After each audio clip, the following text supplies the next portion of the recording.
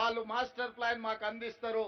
Master plan అందించిన మరుక్షణం ప్రజాభిప్రాయ సేకరణ కోసము బహిరంగంగా పత్రికలలో పూర్తి స్థాయిలో ప్రచారం కల్పించి ప్రజల యొక్క అభిప్రాయాన్ని తీసుకొని సలహాలు సూచనలు తీసుకొని ఫైనల్ గా మెగా మాస్టర్ ప్లాన్ పబ్లిష్ చేసి తెలంగాణను అభివృద్ధి పదం వైపు నడిపించాలని రాబోయే 100 సంవత్సరాలకు కూడా ఒక గొప్ప నగరంగా తీర్చిదిద్దాలన్న ఆలోచనతోని ఈరోజు మా ప్రభుత్వం పనిచేస్తున్నది. నిన్నటికి నిన్న చాంద్రాయణగుట్టలో నేను అసదుద్దీన్ ఓవైసీ గారు మెట్రో విస్తరణ కోసం పునాది రాయి వేసినాం. మేము ఒక పక్కన పునాది రాయి వేసేటప్పుడు కేంద్ర ప్రభుత్వం మీకు అనుమతిస్తున్నామని లేఖ పంపించింది.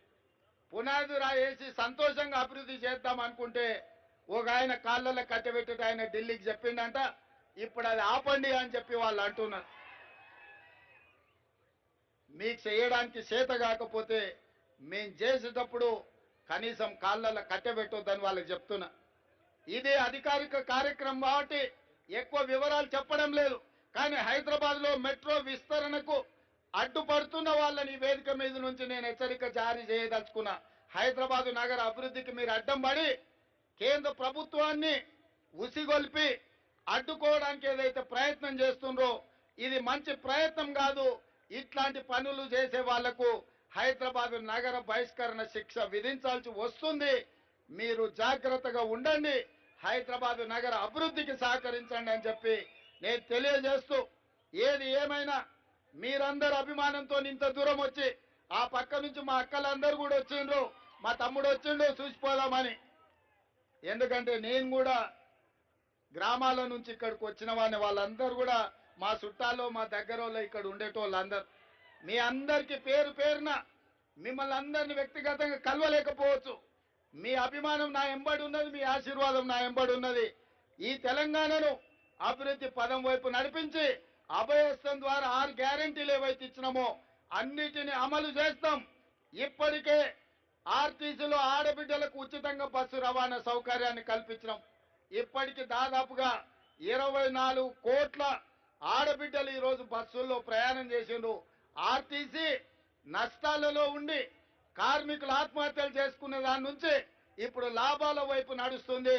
మా పొన్నం ప్రభాకర్ గారికి మంత్రిగా అత్యధికంగా లాభం ఈరోజు ప్రభుత్వంతో వచ్చింది. ఈ ప్రాంతంలో ఆర్టీసీ కార్మికులు ఎక్కువ ఉంటారు.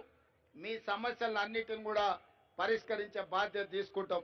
అదేవిధంగా రాజీవ్ ఆరోగ్యశ్రీ ద్వారా పేదలకు 10 లక్షల రూపాయలు వైద్య సౌకర్యాన్ని అందించడానికి మా ప్రభుత్వం ఈరోజు పేదలకు అందిస్తున్నది. మొన్నటికి మొన్న 500 రూపాయలకి ఆడబిడ్డలకు సిలిండర్ ఇచ్చే కార్యక్రమాన్ని మొదలుపెట్టినాం.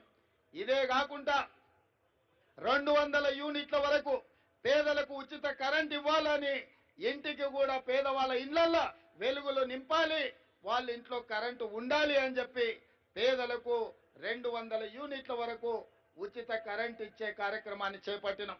11 తారీఖు రోజు ఇందిరమ్మ ఇండ్లు ప్రతి పేదవాడికి, ఇల్లు లేని వాడికి ఇల్లు కట్టించాలన్న ఆలోచనతోని భద్రాచలంలో శ్రీరామచంద్రుడు ఆశీర్వాదం తీసుకొని 11 తారీఖు నాడు ఆ కార్యక్రమాన్ని కూడా ప్రారంభించబోతున్నాం.